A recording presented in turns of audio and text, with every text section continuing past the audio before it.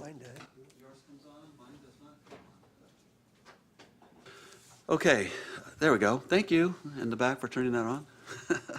I'll call to order the City of San Clemente Planning Commission. We are adjourning now at 5 p.m. for a study session here at the City Hall Council Chambers. We are, all the commissioners are present with the exception of Commissioner Davis and Prescott Loeffler. Others are here. And we have a study session item tonight that is going to be conducted by our professional city staff. And the topic is the local coastal plan projects that are funded by the Coastal Commission grant. And so I'm going to turn it over to our staff to proceed with their presentation. Welcome, guys. Thanks for taking the time to get us up to speed on this. Yeah. Thank you, Chair and Commissioners. Part of why we wanted to have this. We'll let the record reflect that Commissioner Davis is now here. Cool. Thank you. Part of why we wanted to have this study session is that a number of these items have kind of sequentially popped onto the council's radar, so we wanted to make sure that the Planning Commission was aware of the process and where we're going and what these different tasks will be related to our LCP work. So this initiated early, beginning of the year, really, through a revolving grant process that the Coastal Commission has, and the city applied in the May timeframe for one of those grants, and we believed that we were going to be awarded in May or June. The state put a hold on issuance of grants, so that got delayed, but then funding was reauthorized, and so we ended up getting a grant agreement executed here in October, so very recently. And that includes a few different tasks. So those are referenced on this slide here. Four kind of discrete elements: local sand source investigation, staff support, and geotechnical work, and parking and mobility study. So I'm going to go through each of those four elements during this presentation, but the grant in total is about $1.5 million, so a pretty substantial grant. With the overall purpose being to advance our work on the LCP. The LCP Local Coastal Program has two components, the land use plan and the implementation plan. The city has an adopted land use plan from 2018, but our implementation plan is not yet complete. There's a draft that was circulated a couple of years ago. And the thought here with these items is that these will address some of the outstanding elements of that draft IP. So at the conclusion of this, we should be able to plug in this data directly into that program to advance the LCP towards the conclusion of that process. So I'm going to cover for Leslia the first item. So this is the one item that's not under the planning division purview. So I stole a couple slides from the council presentation of October where she went over this item. They selected a consultant, Coastal Frontiers, to do this work. The general purpose of this is that the sand projects that are ongoing have used borrow sites from Southern California, but not very local to San Clemente. So from Oceanside up to the Santa Ana River. And so the goal with this study is to take a look at, do we have any deposit sites that are closer to home that can be used? So they're looking to, as is noted here, to identify candidate borrow sites, select some of those for exploration, develop and execute their field plan, and report and analyze. You see this image off to the right.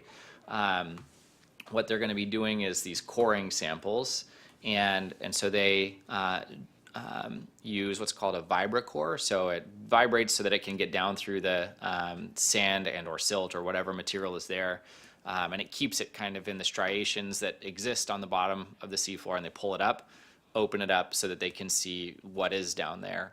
If it's all silt, then they know, like, we're not going to get any sand from this location.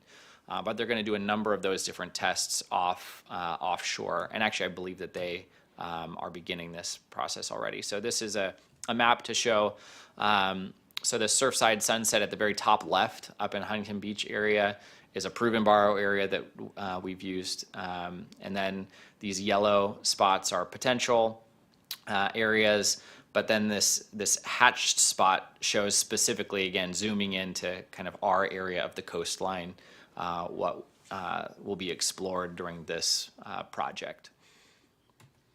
The draft schedule is noted here, and so they obviously have kind of done some of that initial lit review, reviewing information on sites that have been explored, et cetera, before they hop out on the boat and begin doing some of the core samples directly. So that work will occur over the next year, and they're looking to produce a sand compatibility memo and final report in the fall through winter of next year.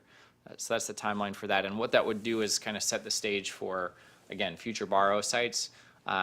It's not a quick process. The sand that's getting on the beach now, that process started 20 years ago. So this is hopefully going to, will be in a tighter turnaround time frame. The issue there was that they identified Oceanside, but years later when we went to go borrow, that was already, the core samples would have changed, but they hadn't done that analysis as recently. So hopefully there's some sites that are nearer to San Clemente. That also significantly reduces the cost of doing a project, because transportation is one of the largest costs related to the sand replenishment. So that is part one. Question? Yes. What do you mean when you say borrow? Take. Excavations. Yeah. It's the source site for Yes. We know it's gonna go retrieving the back down there sand. anyway. That might be why they call it borrow, because the ocean will reclaim it. So that concludes this first element, and then I'm going to cover part two as well, and Christopher and Zach will cover 3 and 4. This is the quickest one.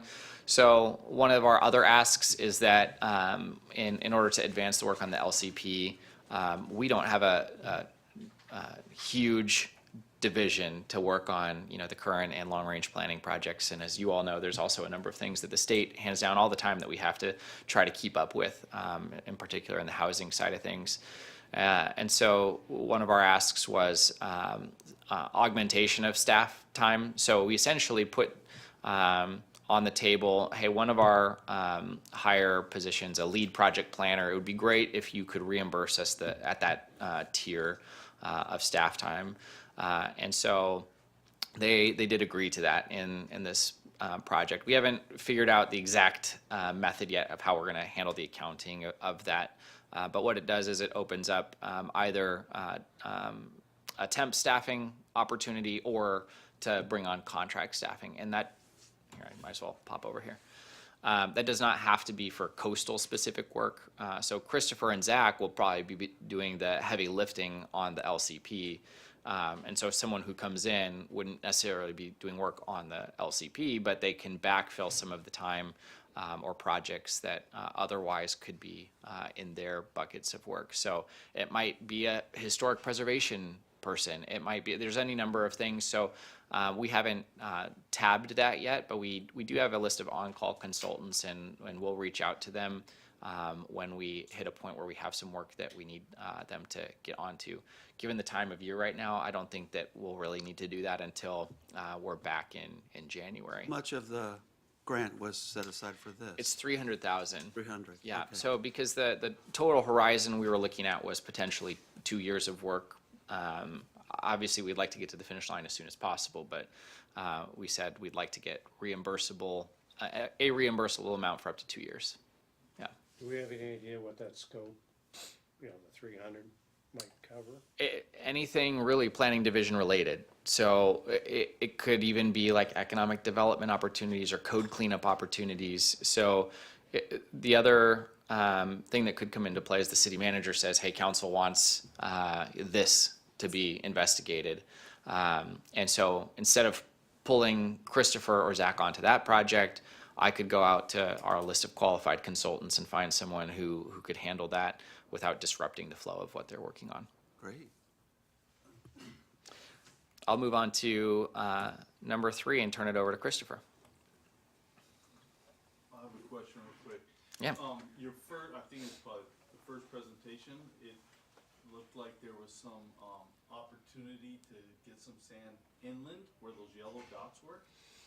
Is that an inland exploration? So that was a part of their research, their like background research going into this project. This project would only be looking offshore.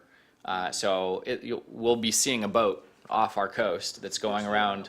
Is it already out there? Yeah, Yeah. yeah, Doing the VibraCore samples.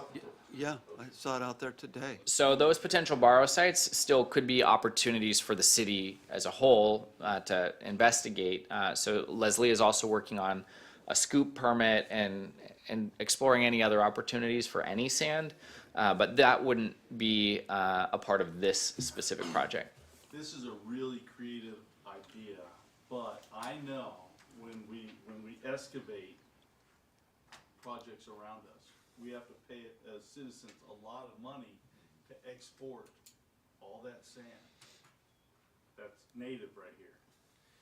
Is there a possibility, would it even have any impact to dump some of that sand or a dump site and then put that on the, or is it just just investigating and qualifying what gets dumped there? You know what I'm talking about? Yeah, I have a basic response, but Zach would be more capable at responding to that question. So I'm going to refer that to him. And maybe Zach, you can also talk about opportunities for additional like feedback or observation participation in coastal advisory meetings. I know they have a few presenters tomorrow as well on this general topic. Yeah, your idea is good, and coastal staff will ask about that if your project is large enough. If your project's too small, it's not worth your time or money or their time or money. You have to do testing, like you mentioned, to see if the sand is suitable in grain size and toxicity. So if it's big enough and it's near the beach, that they will proactively ask a project applicant to do that, to see if it can be reused. Excellent. The city needs a lot of sand, so it's going to come from a lot of different sources. That's what the scoop permit that Jonathan referenced that Leslie is looking into. The scoop permit specifically allows you to deposit sand on beaches that need it, but that permit is for 5 or 10 years, and the sand could come from any qualified source. So once we have a renewed scoop permit, we had one for about 10 years. Once we get that again, then anytime there's an opportunity for sand from, a qualified project like that, or from even we've been looking into the Santa Ana River area or other inland quarry sites. Anytime an opportunity arises, if we've got that permit in place, we can move on it more quickly. And like Jonathan said, there's a meeting of the Coastal Advisory Committee tomorrow where 3 different speakers are going to be talking about onshore and offshore sand collection. And Zach, just to confirm, that's 4 p.m. in the same room? It's 4 p.m. here. We also record it and put it on YouTube. There's no video, there's audio. Okay, thank you. So the next item is geotechnical review, and Christopher's going to lead this project. We just have a quick video that gives an overview of LiDAR. That's going to be one component of this.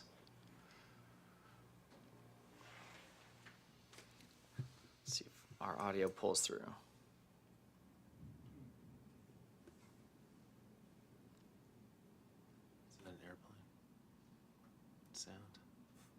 Can we view this on our screen here? Yes. It's at the presentation. We're going to get some IT assistance so we get audio. Give me 1 second. Oh, my computer. Basic 101. Here we go. Pulses of light that travel from Okay, the we're gonna sensor restart to this the guy. ground and Thanks. LiDAR, or light detection and ranging, is a tool used to quickly, accurately, and densely measure 3D features from the world around us. LiDAR sensors can take hundreds of thousands of measurements each second and are represented in the form of a point cloud. The point cloud can be used in various analytical processes to take distance measurements, compute volumes, and model objects in 3 dimensions. LiDAR is an active remote sensing system, meaning that the LiDAR system itself actively generates laser pulses used to take the measurements. These laser pulses are pulses of light that travel from the sensor to the ground and reflect off of things like buildings and tree branches. The reflected signal then returns to the LiDAR sensor where it is recorded and stored as a distance. LiDAR data can be used to estimate tree height, measure power line sag, detect changes in topography from one date to another, and numerous other applications. Phoenix LiDAR Systems is dedicated to making and sharing high-quality content on this channel. We don't have to get the advertisement from Phoenix. But that gives a quick overview of one of the elements that will be at play in the geotechnical, and then I'm going to get back to the location in the presentation, and Chris can carry it from there. All right. So the goal of this part of the project is really to inform a good set of policy and regulatory changes that go into the LCP. And the reason for that is we've had development projects that come to the city and we do a conceptual review and then they go to the Coastal Commission, and the review process isn't always so predictable for applicants doing a project like on a coastal canyon or a bluff. So we have a number of policies and regulations that pertain to that.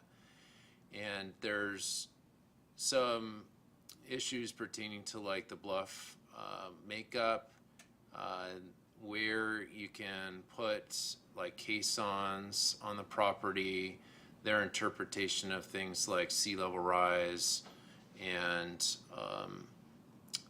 factor of safety erosion rates over 75 years based on sea level rise. There's some assumptions that go into a geotechnical analysis, and that's to inform the nature of how a development can be approved on a coastal canyon or bluff property. So what this project's supposed to do is first to collect, you just saw the video of the LiDAR and aerial imagery. That will be the first time we've ever collected LiDAR in the city. And we're going to use that data, have a consultant to use it to give us a white paper on the conditions of the bluff along the coastline. So that will be things like what are the historical rate of erosion on sections of the coastal bluff based upon the geology of however that geology changes along the bluff. And that information could be used for future geo studies that are submitted to the city. If we take permit authority, right, we would get a geotechnical analysis for a development project, and that's going to get into some of these assumptions like rate of erosion, assumptions for sea level rise and whatnot. So this is the baseline, is what you're It's trying to to create. establish a baseline Gotcha. to inform policy making, and all that data then will be looked at along with some case studies of projects in the city of San Clemente, of how those projects went through our current process, what could be done to improve our policy to be more predictable and effective in implementing the city's goals for geology and hillside development. And then they're going to give us some recommendations on changes to policy and the regulations that would be part of an implementation plan. And lastly, part of this is to give us a checklist that we could give to the public in the future when they have a development application that would help them to know what should go into a geologic analysis for the coastal development permit that the city would process. So how often, okay, so this is your baseline, right? And so this is where the bluff is today? Every Yes. 5 years, you're gonna do another LiDAR type? That's the goal, yeah. The goal is to create a historical analysis, and then you'll be able to do things to look at how the bluffs change over time. Who's paying for that? Is the city, or is this part of that grant? It's part of the grant right now. Okay. But in the future, it could be the city's, but on the city's tab. It could be, yeah. I mean, we will always explore grant opportunities first, but it is something that could be on the city's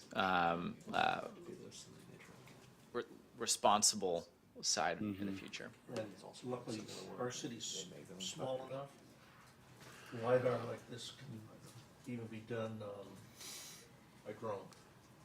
Doesn't have to have an aircraft doing it. My son was involved in that for a while. It can be done by drone.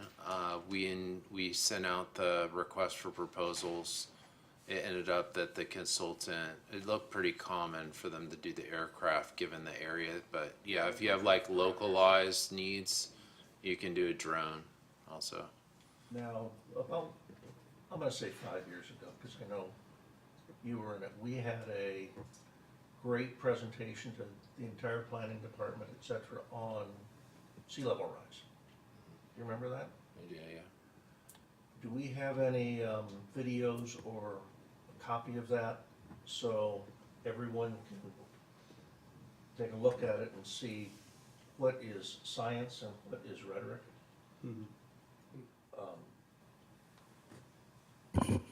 We have a lot of resources on the city's coastal planning website, which is on the planning division website. That's mostly maintained by Leslie through a lot of her other grant work, but it has the vulnerability study, which is probably what that presentation was about. I don't know if it's going to have the video. The video of the meeting would probably be on the city's planning commission website. I'd recommend taking a look at I like So that. how do we navigate into that? If you go to the planning division website on the city website, and then you go to the left side, there's something that says coastal planning. And then there's a bunch of tabs on coastal planning. There's the LCP work, and then there's one that probably says vulnerability assessment, and there's one on the sand study that Leslie is doing now. We There's call it hundreds of vulnerability links. assessment? Vulnerability assessment or vulnerability study, or Yeah. it might say adaptation.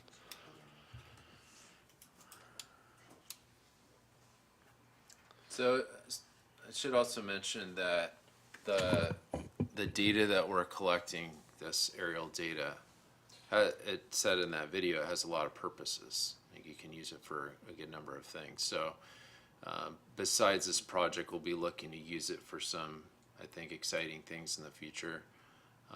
Like you can do a 3D model of the city. You can do, like our public works department tends to use it to look at our erosion, like water drainage systems, using modeling and other things.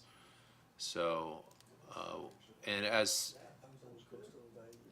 Christopher, what's the scope of this LiDAR mapping? Is it the coastal zone or is it broader? the city, it's the whole city, Entire city? Gotcha. yeah. And we have selected a consultant.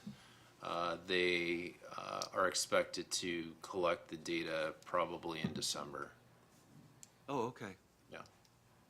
And then we have evaluated some proposals for the geotechnical consultant. They've had a lot of good prior work experience. We were impressed with them. So part of that effort will be to looking at, like I said, some case studies. And so as part of that, I may reach out to the Architectural Guild. That's something I'm thinking about doing to get some comments on their experience working with the city and the Coastal Commission on projects related to coastal bluffs and anything we can do to make the process more predictable and in that way. So the grant is to LiDAR the whole city, not just the bluff? We're doing the whole city. That's cool. And then we're doing it in December, but the grant money comes in when? So most grants, we get reimbursed on. So typically how that happens is we allocate funds from the general fund and then we pay ourselves back after we get the invoices from whomever is doing work. Any other questions or thoughts on this topic before we move to parking? Well, there's a couple questions may or may not be related. You mentioned that we're gonna gain authority over coastal permitting. What's the status of that? Is that, Yeah, so does it work? it is, but where we are, so we had a draft IP that was circulated to the public, and then we received red line comments from the Coastal Commission. Some of the red line comments relate to topics that are being studied here. Some are also related to ongoing case law, in particular related to certain definitions such as existing development. So the Coastal Commission has had one take on what that means, and that doesn't necessarily align with what a number of coastal jurisdictions have assumed that means. And so for those different reasons, that work was on pause. The litigation is winding down. An initial decision was made, but it's on appeal. And then now we have this opportunity to close gaps in information on geotechnical and parking that were some other issues within the IP. So with those done, then we'll respond to those red lines and look at moving that forward again. So timing, no idea. No, so this project is, we're looking for the majority of this work to be concluded by the end of next year. So we don't obviously control the rate of determination through the courts, and that would put us in a much better place if all of those questions are completely resolved by the end of next year. But we're thinking that we can plug this information into our draft IP by that time. So end of next year, and probably bleeding over to beginning of 2026 being when we're bringing back for Planning Commission consideration that draft IP language. So it's not all or nothing. It could be portions or certain. No, it is somewhat all or nothing. So we don't have an adopted LCP unless the IP gets adopted both by council and by the Coastal Commission. Okay. And then also, any updates on the status of the whole length of the beach trail? I know the bridge is still out or whatever. I Yeah. don't know if this is related, but I was just curious. Yes, I don't at this time. I'd be glad to check in with Public Works though on that and follow up like by email to I the think commission. the bridge there at Riviera has a time frame. Yes, that's an active End of project. December. Yep. That'll open up at the end of December, Okay. but Mariposa not sometime next year probably. And then what about Casa Romantica? What's the status of that? So Zach and Christopher have worked a little bit more on that, and they may be able to comment. There's two phases when we have a situation like Casa Romantica. So phase one is an emergency permit. Essentially, we don't ask for a permit. We get hard equipment out there and start stabilizing and inform the Coastal Commission we're doing emergency work. And by their standards, it has to be the minimum necessary to like protect life and property. And so that's part one. Part two is you always have to follow up emergency permits with a formal coastal development permit, which says this is what we want this site at completion to look like. So not just stable, but we want plants again and a patio again and things like that. So those conversations are ongoing, and I'll turn it over to Christopher and Zach and see if they have further comment on that. Yeah, so we're working with Public Works on their response to some comments that they received to their application for the final coastal development permit. We already got the emergency coastal development permit. So they're following up. They got a comment letter. A big part of that is going to be an alternatives analysis. So they want to have us prove that our final design is the best option, right, in terms of the policies and the Coastal Act. So we're going through and doing an alternatives analysis. One of those is just to do nothing. That's like the baseline.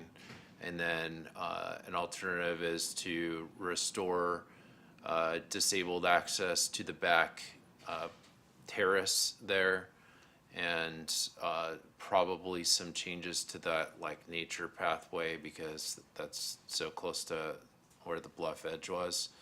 But overall, the goal is to restore the topography of the site, restore terrace use as was there, and then probably upgrade some of the circulation pathways and like the access to the gardens with just like an altered design there. So that's our preferred alternative, but we have to demonstrate that that would be in the best interest of whatever means that they're using to review the project by. Yeah, I have a personal opinion that sitting through the North Beach situation there with the beach club and the uses that the city was permitting with the vendor, knowing that that's going to revert back to city operations, having heard all of the concerns of the North Beach community about the proper uses of that facility, that the wedding may not, in their view, be as compatible than that venue as they would be at Casa Romantica, where they were also held. It seems to me the staff, this is an opportunity for the city to get some clarification on policy from, I think probably the city council, about clarifying the uses of these city facilities. Because now is the time you're designing a solution. And, my understanding is we're talking like $8 million that the city is talking about spending to stabilize that slope. That's a lot of city taxpayer funds. I don't think we ought to just assume we should be putting it back the way it was. I think, given the fact that we have a lot of community pushback for the uses that were being conducted at North Beach, to revisit that scheme and look at the strategy and say, council, we have an opportunity, we're making design changes here at Casa Romantica. We have been in the past conducting the North Beach venue as a wedding site, but the community around it finds it objectionable for all these reasons. Do you want to revisit that? Do you want to look at Casa Romantica as an opportunity for that, to have that use there and return North Beach to more of a beach club use? I thought you said it had been. Casa Romantica. It had been, yeah, but it's limited in size and scope because of the venue size.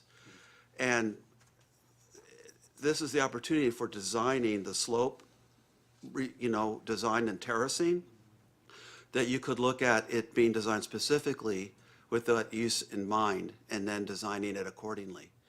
So, I think there's a lot of revenue that the city was attracted to by the wedding, conducting that business. If this were designed for that at Casa Romantica, that could be really advantageous. I think it's just an opportunity to check in with the council on that policy, given that the history of North Beach and then the fact that you're at this pivot point with the design of this Casa Romantica. That'd just be my personal opinion. Obviously, it's not in the scope of this conversation, but since you brought it up, I just thought I would, encourage you to maybe talk with Andy, the city manager, about, seeking that clarification and looking at the opportunities that this provides. I can pass on your comments to the Public Works Director, that, David? yeah, Okay. David, and he can Sounds great. talk to Andy, yeah. Yeah, or have him give me a call. Okay. Yeah, thanks. But that, I'll just end by saying the goal of this project, it's clear, is to have the site in a good condition equal to or better than it was. Mm-hmm. And that's likely to be approved by coastal. In some form. Yeah. So It's gonna be just some like design work anyway. it's design work, but it's part of that is showing your work. It's very important to the Coastal Commission to show that your alternative is the best one. So that alternatives analysis is a pretty important component of the process. So that's what we're working on right now.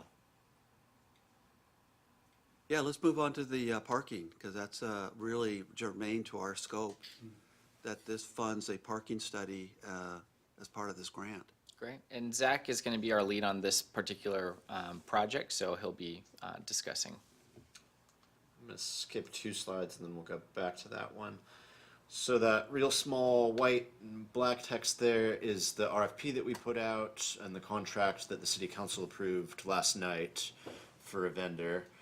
And then that other small image is the vendor's proposal that we selected. They're Chen Ryan Associates. The city's worked with them a bit before on some smaller projects. They're based in San Diego. We interviewed 3 different consultants, and they had some pretty innovative ideas, both in how they collect the parking data and then in the recommendations that they're going to give us. The study is also called a parking and TDM study. TDM means transportation demand management. So we anticipate, and they proposed, that parking overlaps a lot with the trolley and the train and with bikes. And they even brought up neighborhood electric vehicles, which we hadn't put directly in the proposal. But they're going to try and tie all those together into a whole set of transportation policies and strategies and long-term goals and short-term implementation actions that they'll be bringing to public comment discussion meetings. We're going to have outreach events. We're going to bring them to Planning Commission, and then we hope that it will inform the local coastal program policies, because that was a pretty big issue with the Coastal Commission the last time and the City Council, specifically the parking ratios. So one of the goals up here, goal number 2, is to facilitate economic development. That's a big problem we see in the day-to-day planning in San Clemente with a lot of the real small sites, commercial sites. It's really hard to do anything at all with your property because you just can't provide the number of parking spaces you need on a lot of these lots. So the city has options. We've got the in lieu fee program that we've had for a while. We want to take a closer look at that and see if we can refine the in lieu fee program, make it a little bit more flexible, make it so that the amount of money that you have to pay isn't a really big burden up front, and possibly allow monthly or annual payments that are smaller and more manageable for small businesses. And then we want to keep exploring things like shared parking, or even just reducing parking ratios in certain neighborhoods if it can be demonstrated that they have good trolley and bicycle access and good shared parking amenities and people walking there. And that's what the study itself is for, which is the top image. The city staff has conducted parking analyses and studies on our own about 4 or 5 times. Not since 2018 have we done one. This will be a much more sophisticated effort, this parking study. They're going to be using vehicles with cameras mounted on the top of the vehicles so they can scan 360 degrees in real time while they drive around. They've said that staff can participate. We can send out staff interns or city staff either to observe or to drive our own staff vehicle and get additional data. And then potentially this can be replicated every 2 to 5 years. So the dark red is the areas where we're going to have really detailed parking counts. That's where we've done the parking counts the last 4 or 5 times. So this will replicate that data and it probably provide a little better data. And then the lighter red areas are kind of the parking overflow areas where we're likely to hear from residents that if we make parking if we reduce the standards too much in the downtown areas or in the Pier Bowl area, people are going to spill over into the residential areas. So that's what some of the recommendations and the study are going to inform, is how we manage the parking in the areas that people really want to go without causing a big burden in the adjacent neighborhoods.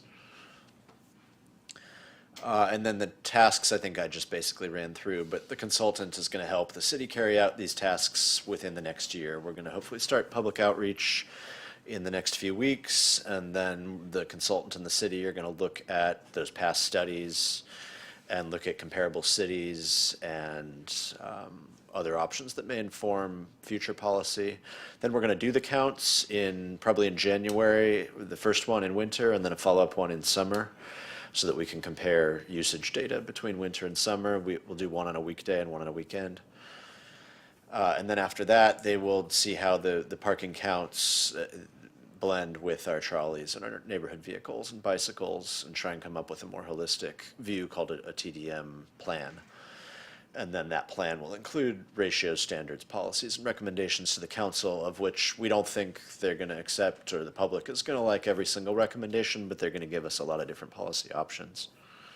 And then tying into that, this consultant was the one we picked because they also were going to help us with how that economic impact that would be, both on potential businesses, but also on city costs.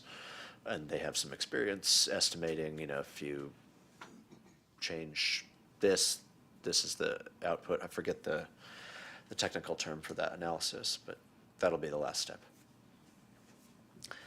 So if you want, we prepared this. I don't know, Jonathan, if you want to click on that link. This is what we already have, and a lot of this is Christopher's work over the last decade. We have some data that we've provided the consultant on our past studies. We've got the trolley.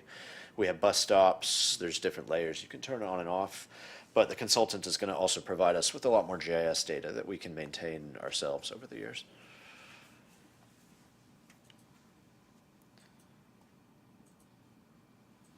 It's a work in progress, but. No, it's good. It's good.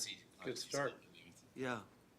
Zach, we heard in the Hotel Clemente public hearings a lot of concerns from residents about parking, not just on Del Mar, but just in the T-zone in general. Overflow from all employers in that, on Del Mar, not just the proposed hotel. Parking in residential streets and things like that. Will this be granular enough to consider policies around those kind of situations that would address that specific concern that was mentioned repeatedly at our public hearing? Yeah, we think so. Jonathan probably wants to touch on this too, but it will be granular enough to give a range of policy options, and then the Planning Commission and the council can consider the different options. One option you're likely to get related to employee parking is A, having more specific hours of how long you can park on Del Mar or in a neighborhood, and then B is more enforcement. Or residential permits, or businesses getting a shared lot, and all that is on the table. Yeah. Great. Will part of the study include where potential parking structures maybe could be accommodated? It will include a recommendation about whether parking structures are viable and what the approximate costs are that other cities have Library. experienced. Like around our library, or the second structure as you get away from the pier, the one that you gotta walk up to, whether or not they could develop at least a low 2-story to, I think there's some innovative ways. It's just whether or not you're willing to push it. Yeah, so one of the things that was attractive about this firm too was they highlighted pro formas as one element of the work that they do, and so definitely paying attention to the economic implications. And as we know, parking is always tightest in the summer, and so on the pro forma side, taking a look at what are like the full costs of a structure versus the operational costs of during the peak season implementing A, B, C, or D, so that the city can look at it from both sides there, both like the operational and infrastructure options that are on the table and the associated costs that would come with those. And so yes, I think that to answer your question, what ideally we'll see from this is typically you want to see parking areas at 85% occupancy. And if you're above that consistently, then you do have a supply issue. And so what they'll be looking at if we do have that supply issue is what are the alternatives to boost supply? That could be expanding the city's shared parking, where a lot of the Brown P parking signs downtown, we don't own those properties, but we have agreements to use them. So is that an option? If not, what options do the city have like what properties does the city have that it could develop for structures? And we also have recently, since the last time we did a parking study, a vacated city hall building that's within a short distance of the downtown. Would it make sense to explore that as expanded? So the first thing that they're going to do is look at that threshold. Like, are we parking burdened, or is it something that can be managed operationally, and then go from there. But before we get to the policy side of things, we're going to be having the consultant interact with you all in a public setting, as well as have a number of public engagement opportunities, both intercept surveys. So thinking of things like, I don't know if they'll be have the wheels moving yet in time for the Glitz, but events like that where they can just catch people on the street and make sure that they're getting their perceptions. Of course, the Downtown Business Association will be one that they're interacting with. So we'll have a number of that type of engagement certainly before we get towards making any kinds of recommendations. I just think it's an important thing to talk about, because in Downey, until the council that I sat on took the step to build a parking structure in conjunction with a movie theater, and we don't charge for it, we should charge, but at that time, but it has developed a whole ambiance of street walking and, restaurants in the old, downtown core along Downey Avenue. So while it does cost money, I think it offers a lot of opportunities if a city does take that step to, because that's the only way you're gonna keep people from parking out in the neighborhoods is you gotta provide the parking where they wanna be. And it'll also be successful for the restaurants and all the businesses that, cause I know all you can have is one big event at the community center, like at 5 o'clock. And unless you get there half an hour early, you're not gonna find a parking, I mean, that happened one time when I was gonna go to I think it was a council meeting down there. And I spent a half an hour driving around to try to find a parking spot, finally just went home. Yeah. This will also evaluate, to piggyback off your kind of sidebar comment, the whether paid parking, it makes sense. I'm sure many of you have been like downtown San Juan Capistrano now. Everywhere is paid parking where it didn't used to be. Certainly we wouldn't make any of those types of recommendations lightly, but that'll be something that gets evaluated here. Like, what are the implications of that? How does that potentially result in overflow to other locations? Does that address some of the employee parking issues that are a regular community complaint in that area? So this is the a higher funded portion of the project that we're doing in planning, and we expect it to take a full year because we are going to be looking at so many different aspects of this issue. So part of it too is gonna be looking at some of these other cities and what they've implemented and how that's working. Correct. Yeah, the early stage is going to be outreach and investigation on that side.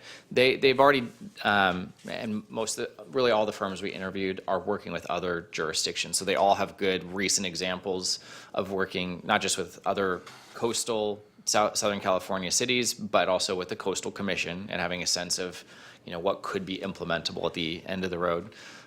So they already have a good database that they can bring into play, both with policy options, with what are the hours and parking rates for those elements that have that? What are cities that have implemented parking structures? How did they go about that process?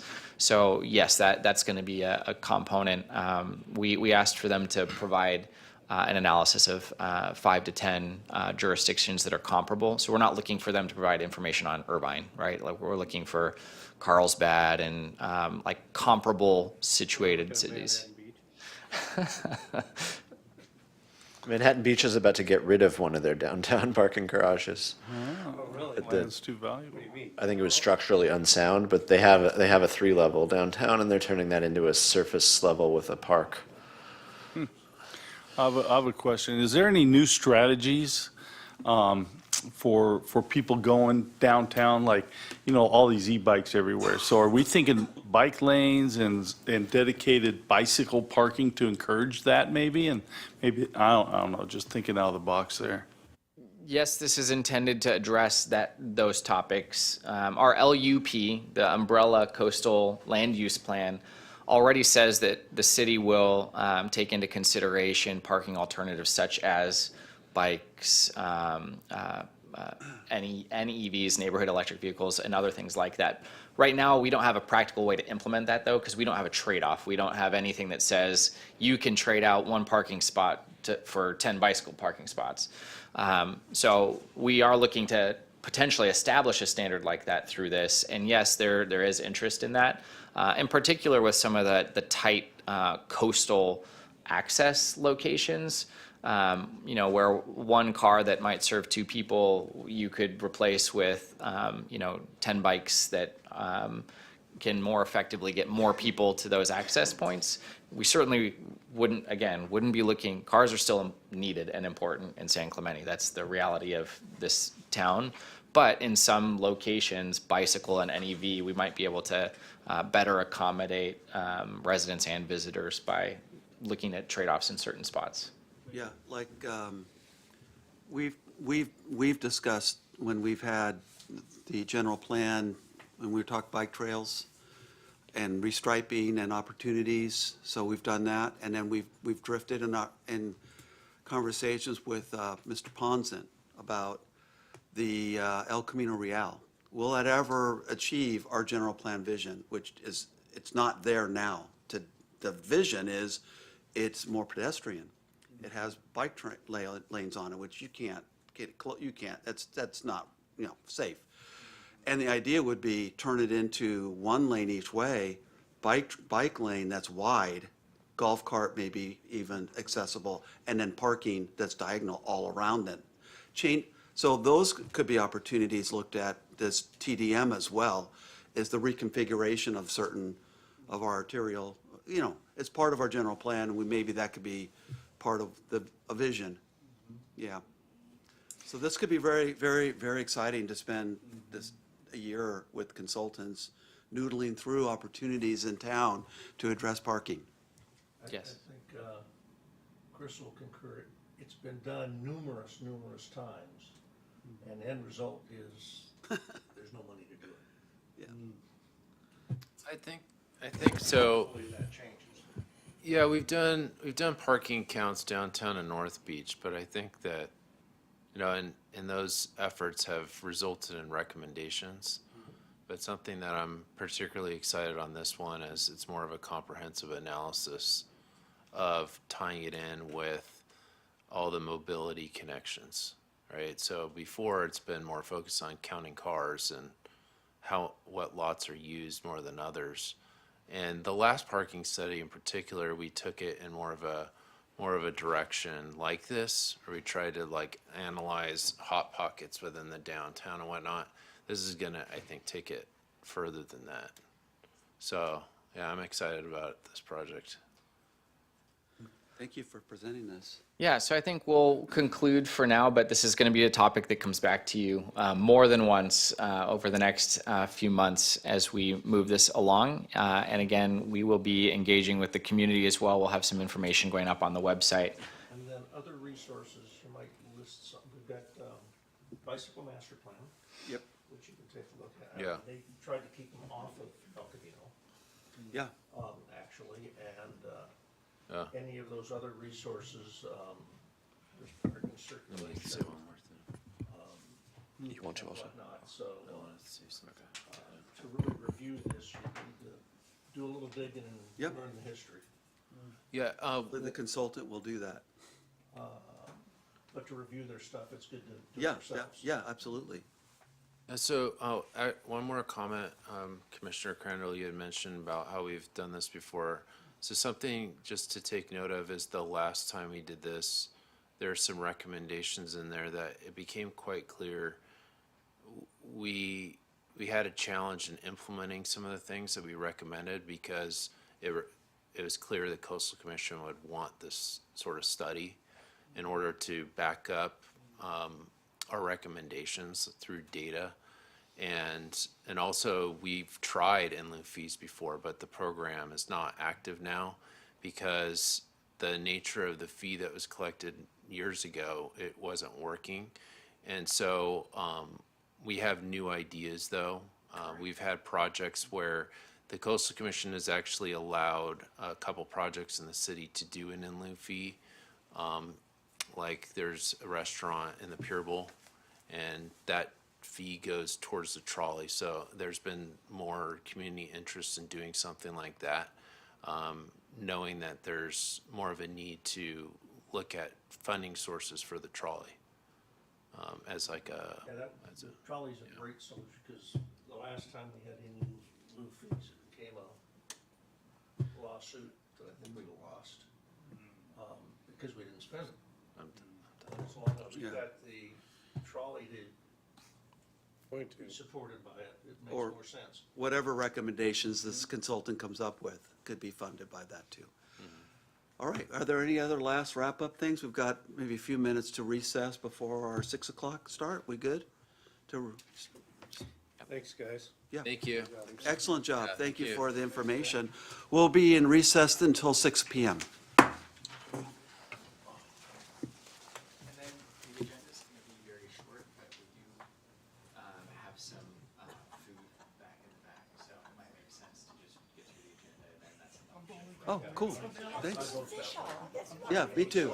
Yes. Yeah, me too. Just gonna use that. It looks nice.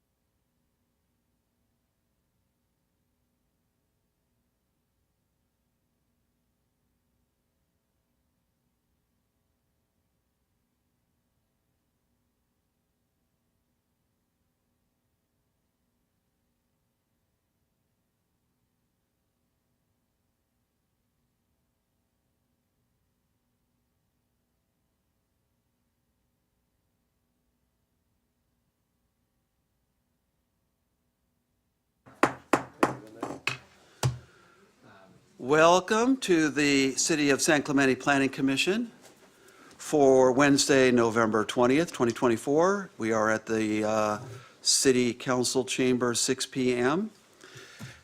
To lead us in the pledge tonight will be Commissioner Brent Davis.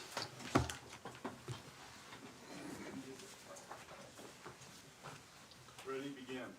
I pledge allegiance to the flag of the United States of America and to the republic for which it stands, one nation, under God, indivisible, with liberty and justice for all. Thank you, everybody. We are all here with the exception of one commissioner, Prescott Loeffler. She will not be attending tonight. We do not have any special orders of business, item 4, and that takes us to item 5, which is our minutes from October 2nd. Any comments on the minutes or motion? I move we approve the minutes as written. Okay, we have a motion. And a- Second? I think we have Gary seconded it. Yeah, that's right. All those in favor of adopting the minutes? Aye. Aye. Aye. Any, I abstain. one abstain, yes, from Commissioner Crandall and Davis. So we have 1, 2, 3, 4, and 2 abstains, Davis and Crandall. Thank you. Okay, that's item 5. On to item 6 is public comments. Do we have any member of the audience that wants to speak as a public comment? Is that this card? Okay. All right, so we do have a speaker for public comments. So this is a non-agenda item, and we have Jacqueline Kriske. Would like to speak? Yes, please, come on up. You'll have the 3 minutes. We'll start when you start talking, and welcome. Hi, so my name is Jacqueline Kriske. Thanks for seeing me. Just to give you a brief background, I moved to San Clemente in 1983 from Tustin. We bought our house in 1997, and at that time, Loma Lane and Palizada were all residential. It was all a residential area. Where Ace Hardware is, there was an apartment building, right? I don't know if you guys remember that. They took it down and moved it. Do you remember all that? And there were some stores, but nothing really happening on that street.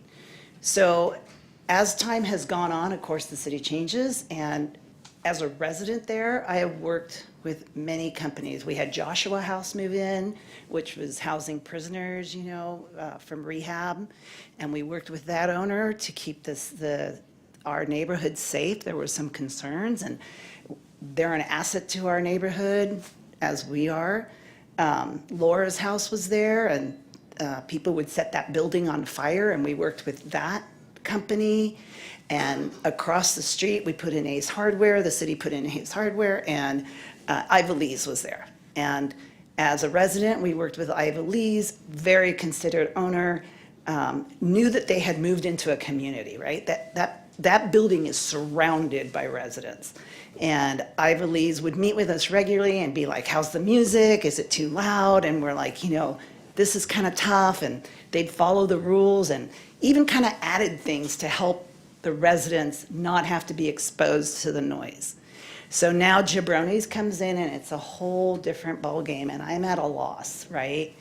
The owner I don't know that he's that interested. I've reached out to him several times. At midnight, I've texted him. I'm like, hey, I got to get up at 5 a.m. Can we stop the music? No response. So I started following the protocol, which is like I have to start following code violations, right? So now we're in code violations, which kind of work and kind of don't work. Like if it doesn't tax 70 on the meter when the guy's out there, 65, you're still feeling that bass hit your chest while you're trying to read in your room, right? Or watch TV. My husband and I have to have earplugs to watch TV in our own house. We can't open our windows because Jabroni's has all theirs open. And they're granted event extension after event extension. Now they're starting earlier. They get Friday night football, Monday night football, events. All of that is in my backyard. So when I sit outside, my neighbors are having a party 7 days a week. And if you guys live in San Clemente and you're this close to each other, you know exactly what I'm talking about. You go to bed, You could still hear your neighbor, right? They're having a party. All their windows and doors are open, and I don't feel like Jabroni really cares. That's my perception, could be wrong. So I want to invite you in to help me. How am I going to be a resident in this neighborhood after 30 years? I need your help now, okay? Okay. Thank you for taking the time to come and bring this to our attention tonight. We are not configured with this agenda to address that tonight. However, there's a lot going on with that business, and the staff is aware of the things that they want to do. I would encourage you to speak with Mr. Lightfoot here. He's We our have. city planner. You've talked to him? Yep. Okay. So Jonathan, maybe we can just make sure she's on the list when there are permits that they're requesting and things like that. I am, but Okay. you guys grant them all the time, right? No, some of those are ministerial. We have not, as of this commission, dealt with that establishment with a public hearing. I understand that just from the DMT that may be coming, one may be coming to us in the near future, but we have not yet. Those are don't know what- ministerial. I don't know what DMT means, so you'll, It's an internal meeting that the staff has. okay, So we have not had the opportunity to interact with that business yet. okay. So everything that you're talking about has occurred administerially through the staff. That's why it's very important that you talk to staff, and I will follow up with Jonathan tonight about your concerns, Okay, okay? But And- thank you for bringing them to our attention. all right, thank you. Anyone else from the public want to speak tonight? Okay, thank you, Ms. Kriski, we appreciate it. Takes us to our consent calendar. And this is about our schedule, and I don't know if we want to discuss this. Did you think we should discuss this, Jonathan? Or did you just want us to just act on it? I think it does make sense to discuss because there were a couple changes from the council last night that would be worth raising to your attention. Actually, one, I sent an email that addressed one of those points. There's another that I overlooked. So I think it makes sense to address those changes and whether you would like to reflect those changes. Okay. Do you guys want to do this now, or do we want to maybe push it to the end of our meeting and deal with our applicant that's let's do here? that. Yeah. Okay, without objection, I'm going to reorder our agenda and put the consent calendar to the end and move us to our public hearing instead, which is item 8. And we have just one of those tonight.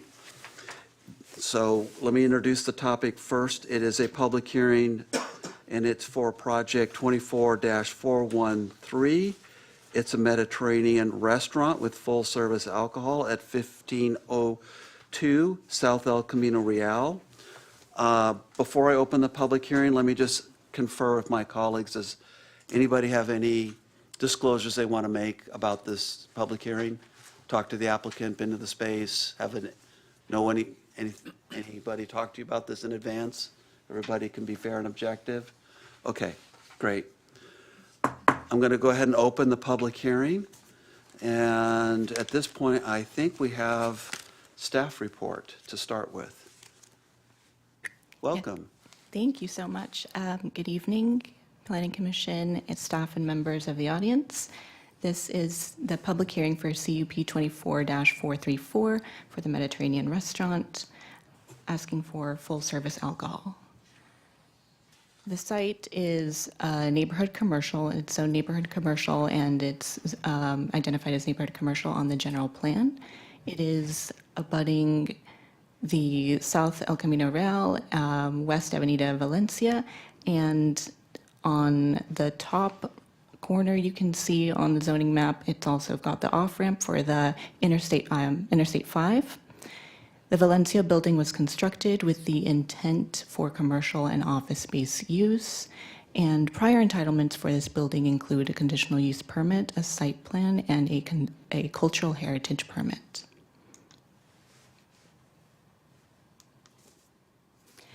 Here are some images of the building. Here it is on the fronting South El Camino Real, and on the right is fronting West Avenida Valencia. The business. The Mediterranean restaurant will be on the ground level floor. The top floor has a Pilates studio, Foundation Pilates, which was approved via minor conditional use permit earlier this year.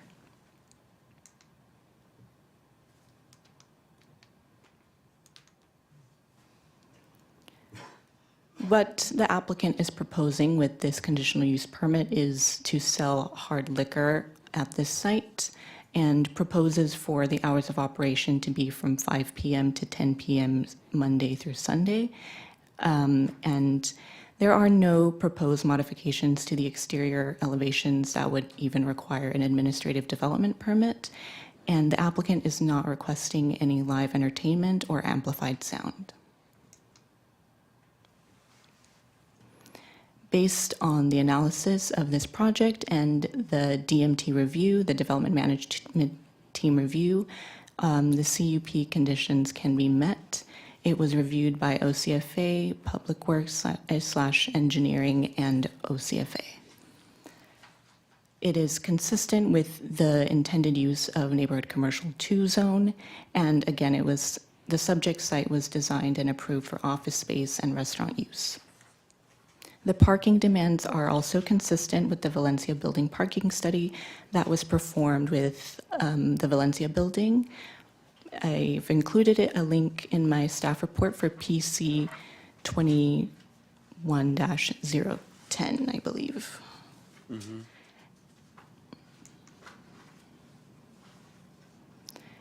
And it is staff recommendation to deem this project categorically exempt from CEQA guidelines with Section 15301 Class 1 existing facilities, and to adopt Resolution PC 24-024, approving conditional use permit 24-434 for the Mediterranean restaurant, full alcohol service subject to the conditions of approval, and this following condition of approval that was added for this presentation to be added later for 2.A, to add the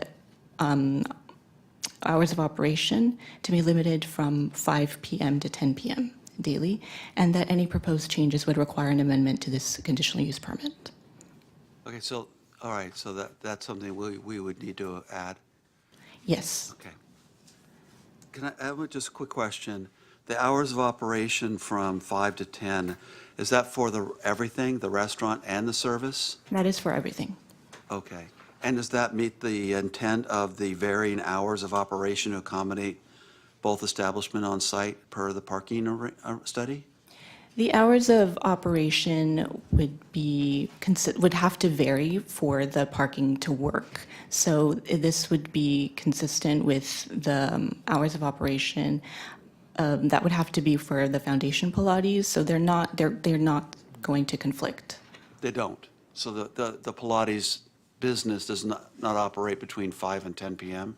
I don't know at what time the Pilates or Foundation Pilates ends, but they don't operate until 10 p.m. for sure. They operate from earlier in the morning and I believe 7 p.m. So this would have to be amended with the property owner. Okay. What is the process for doing that? Is that something we're doing tonight, or is that something that staff is doing after tonight? The hours of operation for Foundation Pilates were not part of the Valencia building. Mm-hmm. It was just in the Valencia building conditions for operations that they would have to be varied, but no hours were stipulated for Foundation Pilates. I see. Do you think,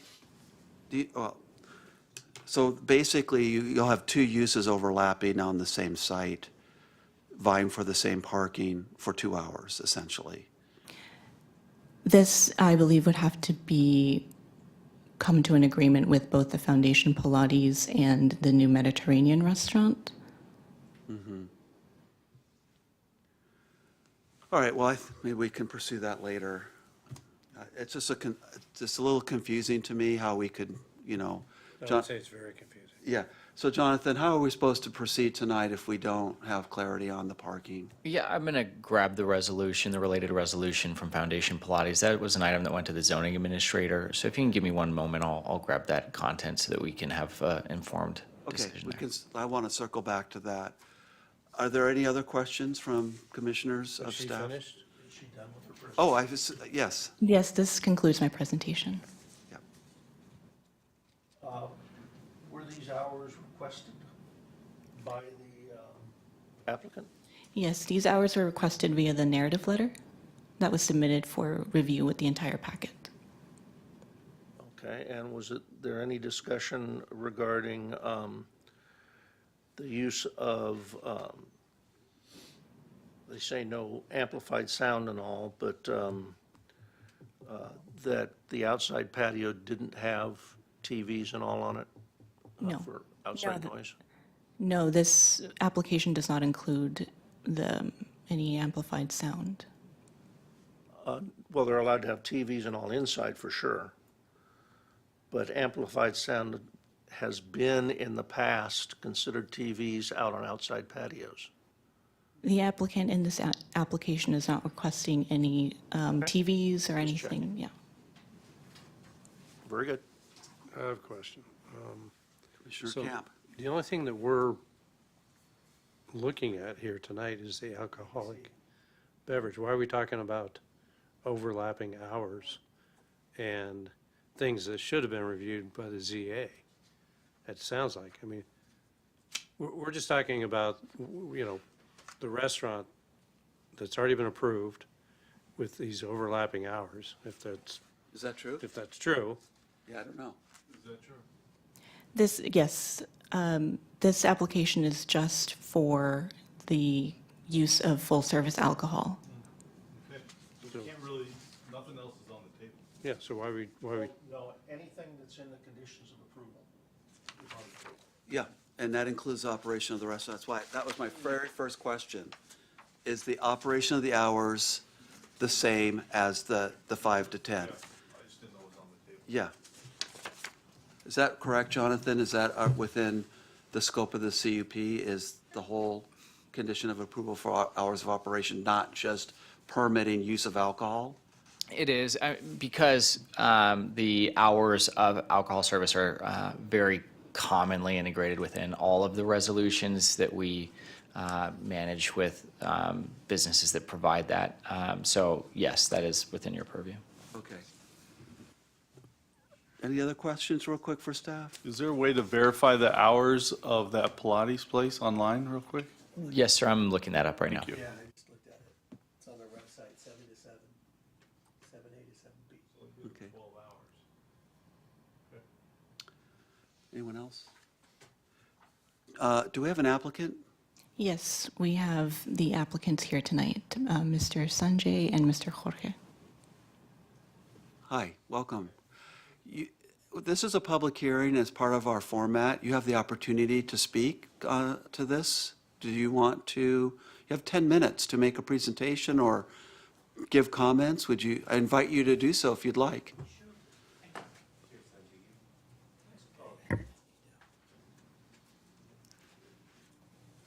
Thank you so much. Well, welcome. Thank you. Thank you.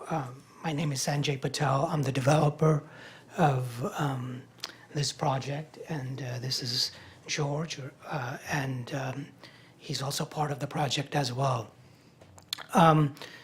So this is going to be high-end. Just kind of describe the project a little bit.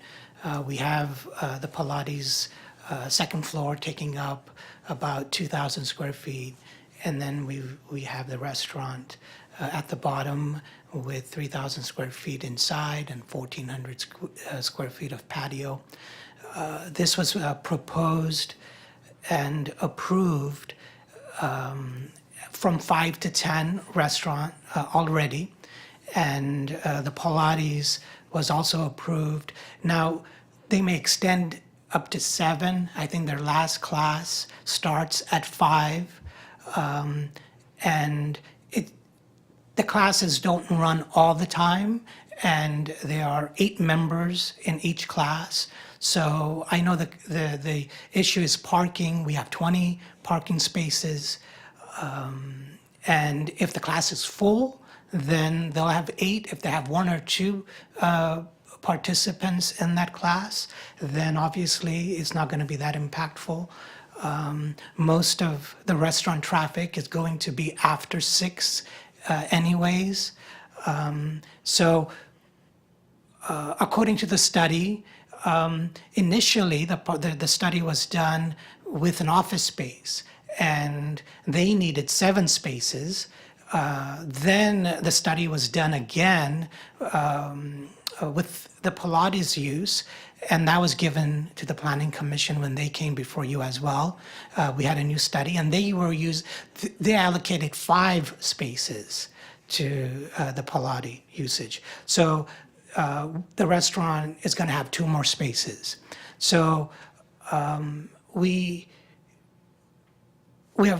do our best, obviously, to make sure that there aren't any issues. And but I feel that according to the study and the both usage of the space, that there shouldn't be a big problem. I don't know, any other questions that you may have for me? Did you want to, you've got a few more minutes if you want to if you have anything, any other additional information you wanted to share. So maybe we can talk a little about the restaurant. We are bringing in a very high-end chef. He's won an Iron Chef, if you've known the show Iron Chef. He's been a winner in the past, so he has a really good following. He's from the Mediterranean area, and he's opened 2 restaurants in Hollywood. They've done very well, and this is his 3rd restaurant that is opening. He's very excited. I think the interior of the restaurant and the food concept that he's bringing is going to be a very important part of San Clemente. And as a developer, this has been a gateway project, a very important corner for the city. And I'm excited to work with the community. And I think you're going to be very excited. You're going to be very happy with what is coming in the near future. All right, well, thank you for your comments. If you don't mind, we'll see if we've got some questions for you. Sure. Can I ask a quick question? Sure. When are you proposed to open? So it really depends on the city. We're going through a second round of plan check. We hope to submit our second round next week. So depending on how things go, if we get the approval, the CD's done by January, then the work will start and hopefully finish, Lord willing, April, May, and so kind of open in May.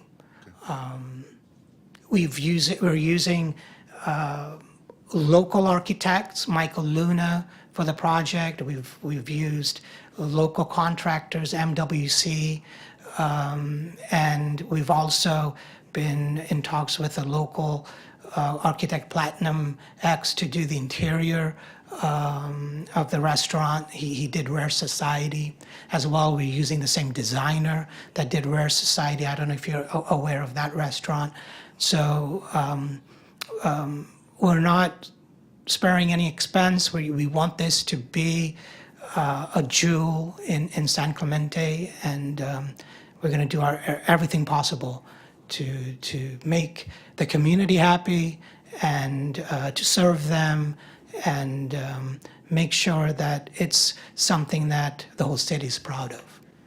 That's the goal. More questions, Scott? No. Okay. Commissioner Camp, looked like you had a question earlier? I'm just a little confused here. Okay, I did don't you have a any question for the applicant? The Pilates is already open, right? Yes, Pilates is already open. I don't have any questions. Okay, Commissioner McCacken, did you have questions? No. Commissioner Crandall for the applicant? Not for the applicant, no. Commissioner Davis for the applicant? Thank you for being interested in investing in our city. That's Of awesome. course, yeah. Okay, so let me just sum up what I think I heard you say about the parking. You say it's a non-issue because the overlap is minimal. Yes. Their last class is set is 5, and they usually don't have more than 5 people there. Yeah. Maybe there's 6 for the instructor, whatever. There's 20 spots there. You're not ramping up your business to like 6. So from your perspective, parking is just going to work out fine. I think so. Okay. And you're not open during the day at all? You're No. just doing dinner service? We're just doing dinner. Okay. And back to the sound. Yes. Did you guys plan for any kind of amplified sound of any kind? We're not going to have any TVs or Okay. anything like that in the patio. There is a bar. We may have a TV in the bar, which is inside, but we are planning to have speakers in the patio, but very light music. It's not something that's going to be. It's a high-end Mediterranean restaurant. We're not throwing a party or anything with loud music. So, but just soft music to enhance the experience of the restaurant and things like that. So nothing too high in decibel count. Okay. As far as your seating capacity, I didn't see any of that in here. I guess is that already Right. approved, Yes. the seating capacity? And that's already matched to the parking? The seating capacity was reviewed for the Valencia building. They had a maximum capacity of 92 seats. Okay. And I believe their building plans showed less than that. Got This it. is indoor and outdoor total. Okay, so they're fully compliant with what the plan has been approved in the past? They're compliant with what was approved, yes. Okay. All right. I don't have any more questions for the applicant. Anyone else? Last call for the applicant. Thank you for being here. Don't go away. We may want to All right. follow up with you again. Of course. Yeah, thank you for your presentation. Okay. Do we have any member from the public that wants to speak to this item? I don't have any blue cards, so I'm assuming we don't have any members of the public that wish to speak. Okay, before I close the public hearing, I want to just make sure, Jonathan, you have a chance to kind of update us on the previous questions. Yes, thank you.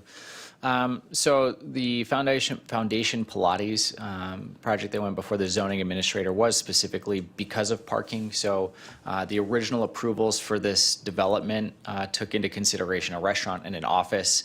A group instruction is a different parking ratio, and so and also that use on its own requires a minor use permit. So that went to our zoning administrator in June, and you can see on the screen in front of you and on the TVs some information from that report that identified both the expected hours of operation for the Pilates studio, as well as, if you scroll down a little bit, Tamara, the parking requirements for the site. So the original approval was fully parked and just individually for both uses, the office and the restaurant. And then staff looked at the transition from office to the studio. So the limitations here are based off of the student count or the number of people that can participate at the Pilates studio. And so with 5 dedicated spots, they can have 1 employee plus 4 times 2, 8 students, and that's what's reflected within the approval for the Pilates studio. So that approval did not in any way reduce the available parking for the restaurant. So the 19 spots are still fully available for the restaurant. And again, as the parking ratio is noted, 1 per 5 seats, so 95 seats are available to the restaurant, and their drawings reflect just under that. So in this situation, there's not a requirement or a need for those uses to operate exclusive of each other. They can both operate and still be fully parked. Questions? I have a question. So can you scroll back up to the table? So what are these hours of operation? Are those for the Pilates? Those are for the Pilates. The zoning administrator didn't end up including a condition to lock these hours in, partially because they were not requesting more than 8 students, et cetera. But I think one of the things that was of note is that they don't typically operate during the lunch period. Although it sounds like this restaurant, this was reviewed before we knew what restaurant would be going into the place. So that was a component of why staff shared that information, was that there was an anticipation that even more parking would be available during the lunch and later dinner timeframes. But the zoning administrator did not include a condition related to those hours of operation shown in that table. Okay, but we could do that. Not on the other business. You could modify the hours of operation related to alcohol service for the restaurant. That's the application that's in front of you. But this one says 6 PM, and I'm hearing 7, I think, is what you said, right? Someone looked up their business website and it sounds like they're operating to 7, but again, as I noted at the resolution for this Pilates item did not condition them or lock in hours of operation that restricted them. And per the table below, they can meet the city's code by both operating simultaneously, given the 20, I believe it's 26 parking spots that they have on site. Okay, thank you. Does anyone else have any questions of staff? Okay, I'm going to go ahead and close the public hearing and now turn to my colleagues for discussions or motions. I move to approve. I got one comment on the resolution. On page 3, item D, there's a typo. On item D2, it's limited hours of operation, not house. Artificial intelligence got it wrong. Thank you. How about this, Commissioner McCacken? Could we amend your motion to include the condition of approval? What was that, what was the number that you had on your presentation? It was supposed to be the last one, 7 point, 6, a new 7.6, yes, which would be the hours of, to specify those hours of operation, that's correct. 5 PM to 10 PM. That's right. Right, so could your motion be amended to include the addition of that condition of approval 7.6 as provided by staff? Okay, although that's already their hours of operation. Yeah, so included? I don't have a problem including it. Great, I'll second your motion. Is there any further discussion on the motion made by Commissioner McCacken, seconded by me? We're all good? All right, all those in favor? Aye. Any opposed? Passes unanimous. Congratulations, you have your condition of approval. Subject to, whatever, 10-day appeal, which I doubt that'll happen. But thank you so much for your time and investing in our town. Yeah, best of luck. Okay, thank you, everybody, for moving through that item so well. I'm going to return us to consent calendar item 7, which is in our packet, as item 7A, which is our meeting calendar for, I think it's next year, right, Jonathan? Correct. So did you want to update us on changes to the council's calendar? Yes, sir. So the quick report that I put together identified the usual meetings that are canceled. In addition to sliding their meetings forward by a half hour, the council also decided to make a modification to their typical summer recess. So traditionally, we've canceled the first meeting of both July and August, and they decided to change that to canceling both meetings in July, but none in August. So that's the one other modification from the information I had provided that I'd like you to consider and provide your preference on for next year's calendar. Okay, Can I ask a question about that? sure. Does it pose, well, first of all, are we allowed to have a meeting if they don't have a council meeting? Certainly.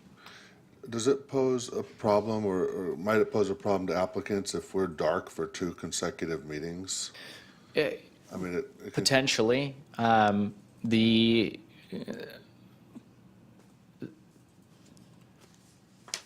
Yes, potentially.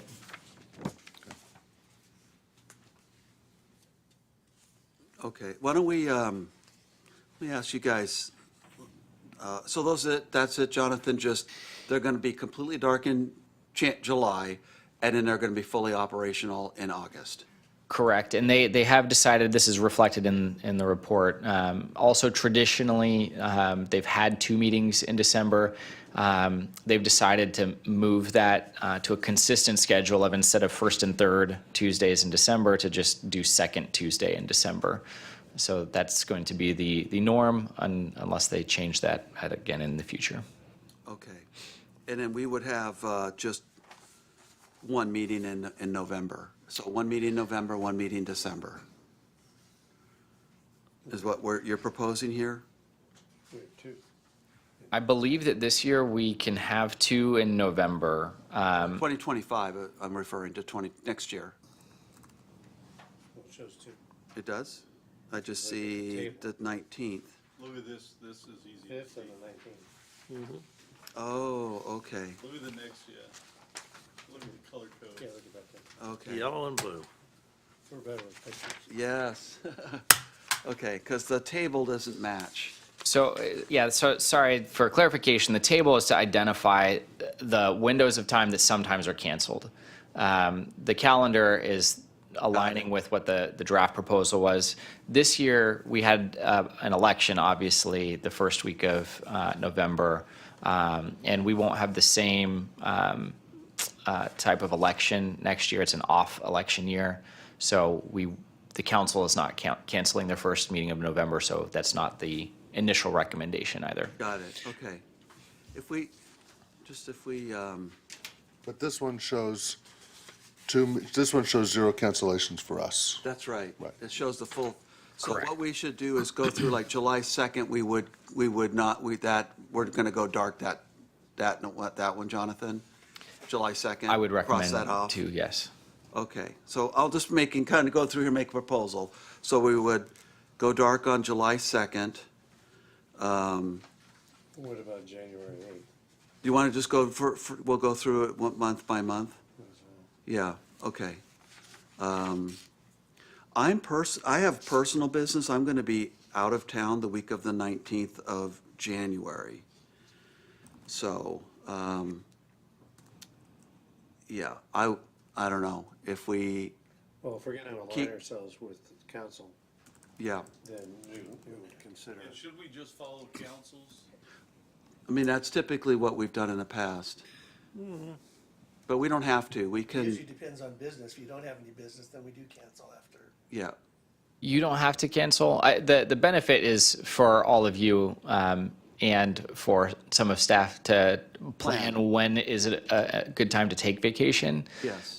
So if we tonight say we're going to cancel it, then I would expect some of you to make plans around those dates. So that's the main reason, is to facilitate Yeah. time to be away from meetings.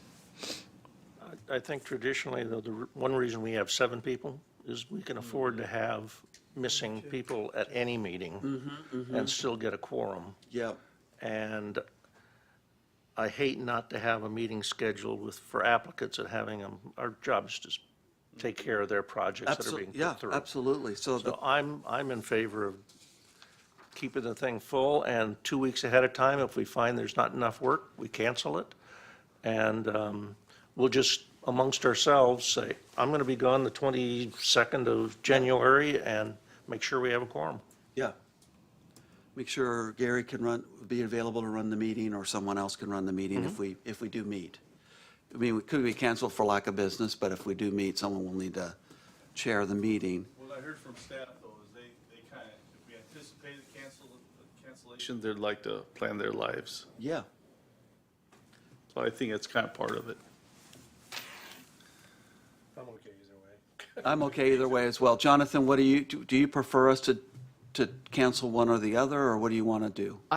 I think the two that you've already identified are the ones that make the most sense. The first week of January, because staff has a furlough, so we just wouldn't be able to get packets together reasonably for you. And then July, just is a July 2nd logical time to take a break. Beyond that, The 8th. optional. Yeah, cancel the 8th January 8th and July 2nd. and July 2nd, and then leave the rest as is. What about like around Thanksgiving, Christmas? We usually end up, It's similar to this year. We're meeting the week before Thanksgiving. It would be the same next year. okay, And then same with, yeah, we're meeting the week before Christmas. So I think these all work out. 27, Okay. 28 holiday. Okay. So our meeting's on the 19th. Is there any other furlough days? Well, what do we do with DRSC? So design review, is a little simpler because we don't have to provide public notice in advance.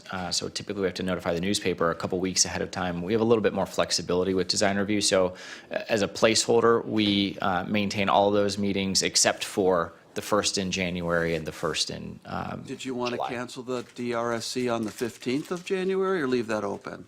I think that we would leave. I think. Let's see. Those are the Let me look blue at my calendar real quick. squares. That's important to Bart, myself, and Steve. Yeah, it's a little tougher to get a quorum. Yeah, that one, well, we've think got Scott as I our would alternate, so. recommend that we cancel the 15th, just given the, again, getting reports ready. What we could do, though, is if we have something that is urgent, and I would know that by late December. Basically, if we're wanting to have a meeting mid-January, it's because someone is knocking at the door at the end of December.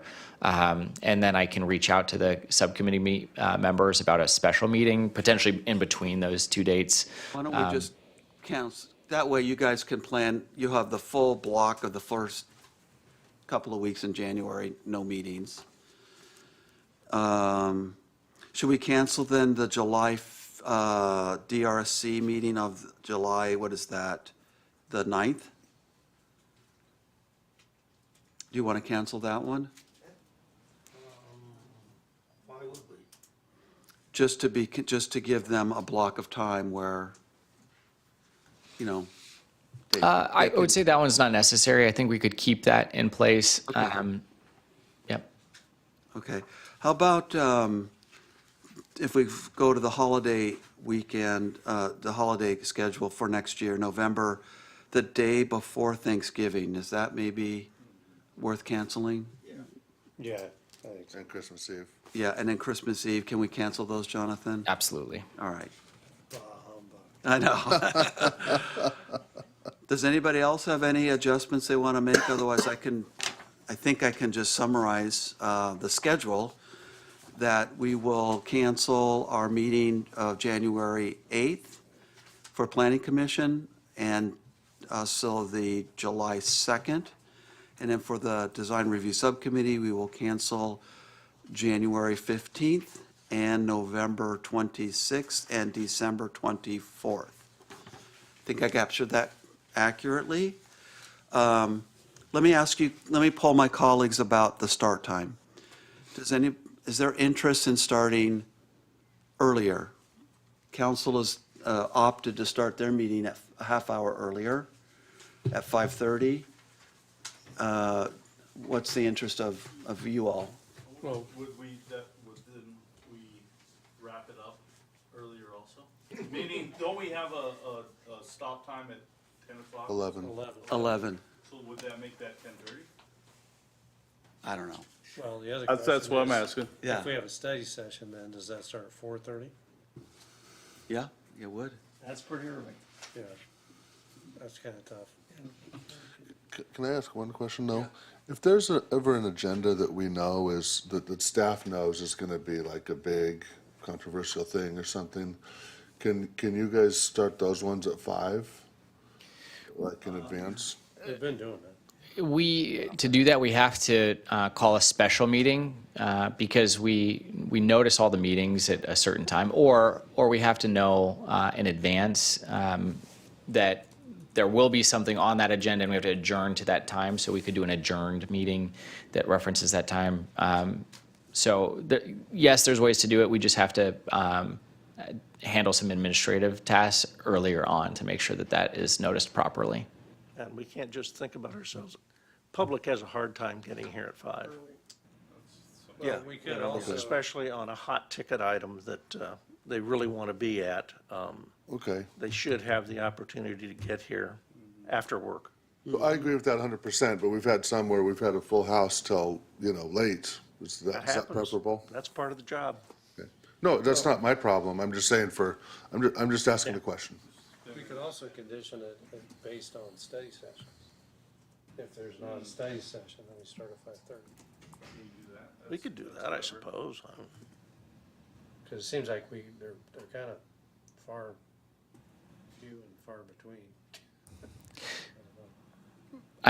One other thing we could consider is simply merging those where the study session just is labeled as a component of the regular agenda and put at the end of the agenda.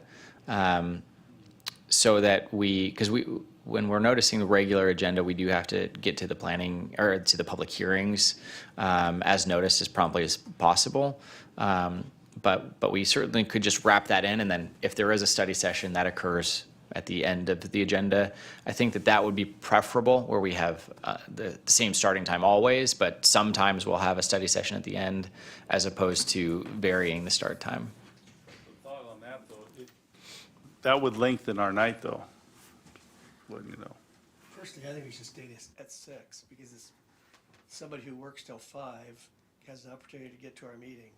If you go anytime before 6, it makes anyone who works have a pretty hard time trying to, get to the meeting. So for the public's sake, I think we should leave it at 6. But, there was only one meeting I can remember that we had an uncontrolled agenda because, it was really packed. It was with the housing element and then like 2 other public hearings, and we were here till about midnight. I think we just need to control the agenda better. If you got a big hearing that's gonna be a problem, you should make the rest of the agenda kind of light. Yeah, we could have done that. Yeah, that's true. We had, on think that it's more one, we about- had multiple big Yeah, things. I if think you the have- cell tower was on it, and, Yeah, you Yeah. got 3 big hearings. yeah. I like the idea of keeping it at 6 Okay, for the public. okay. And I kind of like having the study session after. Like this evening would have been no problem having the study session after. Yeah, if it's a light agenda. Yeah. If it's long, And, then and we can obviously not. control our study sessions. Yeah, We can put him into any meeting that he wants. So you're saying go to 5:30? 6, I think. say Oh, 6. I think study session at 5 was to accommodate staff who are still kind of. I think so they too. don't I'd have rather, they don't have a gigantic gap. yeah. Yeah, that's a good, yeah. I think that makes sense. Just keep the status quo on the meeting time. The council's advancing their sort of closed sessions, which a lot of times jam into the regular agenda. So I think that's why they're starting, because the public can't come to, their closed session anyways if they start at 4:30, Yeah. because it's all litigation. Well, they have so much other stuff that they don't even get to public hearings till at least half hour. Because are they changing their council time for starting? They did, they moved that to 5:30. But see, they've also moved their closed session an hour earlier, right? Yes, and they have Hours, they bump their, more items at the, introductory items at the beginning of their agenda as well. So they're not typically getting to public hearings until after 6 PM. Yeah. Okay, so what I'm hearing is, we'll keep the meeting times as is. Whenever there's a study session, we'll do it at 5, and then we'll continue to just convene at 6. And then we'll just adopt this modified schedule as I summarized. Does that sound amenable to everybody? Okay, Jonathan, does that work for you? It does, thank you. All right, we have our calendar then. Do you need a motion for that, or I move we approve the consent calendar. with as the- modified? As modified. Okay, seconded by Commissioner Crandall. All those in favor? Aye. Any opposed? That is unanimous then. Okay, We have no new business, no old business. Number 11 is commissioner reports. Jonathan, you sent out an email with a fantastic comprehensive summary of recent events. Did everybody get a chance to take a look at that? Okay. Did you have anything else you wanted to add? No, not at this time. On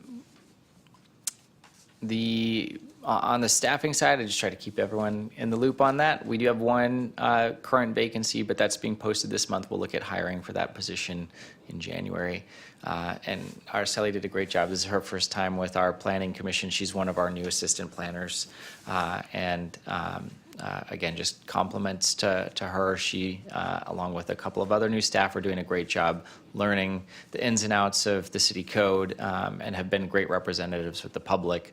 I continue to get good feedback from people who are interacting with them directly. So you haven't seen them as much, but they're the faces at the counter that most of our public is seeing daily, and we've heard great things about them. So I just wanted to send that shout out to our team. Yes.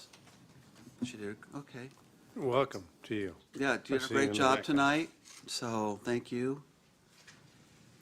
Are there any Freya? commissioner reports? Quick question, is our planning commission meeting, is our next meeting canceled? It will be, yes. So the first meeting of December, we don't have enough business to have that meeting. I am anticipating having a second meeting. One of the things I'm working on currently is with a telecom law firm group. There was a request by the commission to do a study session on the topic of telecom. In particular related to the kind of the business element of siting and how do these facilities get sited, what are the considerations there. So I'm still working on solidifying that, but I'm anticipating that we'll have that item and a couple others on December 18th, but not a long agenda. So that's the first meeting of December we expect to cancel, but as of now we do expect to hold the second meeting. So, did you have any items you want to bring up? Scott? Steve? Gary? Bart? Okay. There are no commissioner reports, so I will move, we adjourn to the next scheduled meeting, which will be Wednesday, December 18th at 6 p.m.? Or did you want to do 5 p.m., Jonathan? The meeting can adjourn to 6 p.m. And the study session from earlier we adjourned Got it. to 5 p.m. Got it. Okay, so that'll be my motion to 6 p.m. I'll second. Okay, seconded by Commissioner Camp. All those in favor of adjourning? Aye. Opposed? We are adjourned. Thank you.